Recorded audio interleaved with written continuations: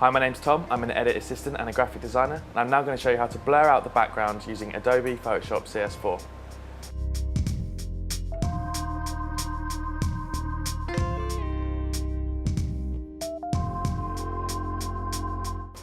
Okay, here we have an image that I took randomly one night on the way home from work. It's a picture of my trainers hanging from the bars in the tube. Don't ask me why, I just decided to take that image because I thought it would look quite cool.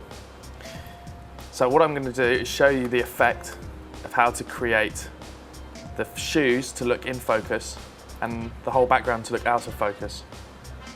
So here's one I made earlier. As you can see, the shoes and the shoe string there are all in focus and the background is all blurred. So okay, I'm going to return back to my previous image. Okay, so essentially what we want to do now is we want to mask out the areas which we want to stay in focus.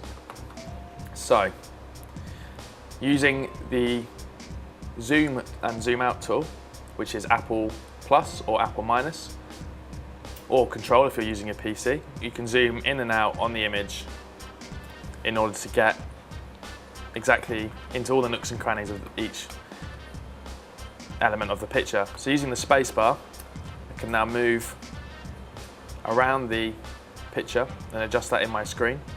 So by holding down spacebar and clicking on the image with the hand tool, you get to move the image to essentially where you need it to. So what I'm going to do for this instance is I'm just going to cut out this shoe here in the foreground. So in order to create our mask, I'm going to enter quick mask mode, which is Q on your keyboard. In your history, you'll see here that it says enter quick mask mode. So that means you essentially can now make a mask. So using the brush tool, which is B as a shortcut on your keyboard, or can be located on the left-hand Photoshop tool palette. Now I can go in and adjust the size of the shoe, So what I can now do is go up to these settings here in the brush and get a slightly smaller one just so I can do the outline, setting the hardness to about 30%. If you have the hardness set too high, then you'll have quite an abrupt cut out of the mask. Now we want to be able to blur the edge ever so slightly, so just having the hardness helps that process. So once you've got your settings, just hit enter. Now it's just a case of again zooming in and out of your image and painting around the edge of the item in question which you wish to maintain in focus within your image. So I'm just going to do this very quickly and quite roughly, just for time's sake. But you can spend hours doing this to get the perfect cutout. So as you can see, I'm just going around the edge of this shoe. Don't worry, it won't stay red forever. It's just so you can see where your mask is being made. So you may need to adjust the size of your brush just to get around some of the harder nooks and crannies within the image. So just going to quickly paint around there. Get the laces there, down onto the toe cap. Again, just adjusting the brush size, just so I can zoom right in and get that little part of the shoe there. Now the idea is to highlight the entire part of the shoe. Now as you can see there, I've slightly gone over the edge. So you can go back using your history on the palette here, and you can go back a few stages to change where you've painted, or alternatively you can use the erase tool, which you can find over here on the tool palette on the left hand side. Shortcut for you shortcut people out there is E on your keyboard, and you can just go around and quickly nip out bits that you've kind of gone slightly wrong. So again, just very quickly going to paint this out. Just going to increase the size of my brush, it doesn't take me forever. Zooming out slightly.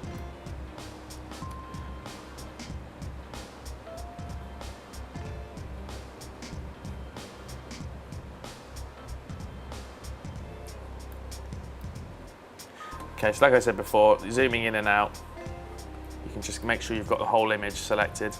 As you can see there, I've gotten a little bit wrong, not quite got to the edge, so reducing the size of the brush again. So I can get that lace there, so just dropping the size down. Again, this is rushed. You will obviously spend a lot more time doing it than I am now. Just going to quickly get that shoelace there. Sadly, it isn't out of focus. But you get the basic idea of it anyway. So again, bit of an overlap there, just with the erase tool. E is the shortcut. Just going to very quickly just remove that bit there, like so. So zooming all the way out. Oh, just going to add that lace in there. And that one there as well.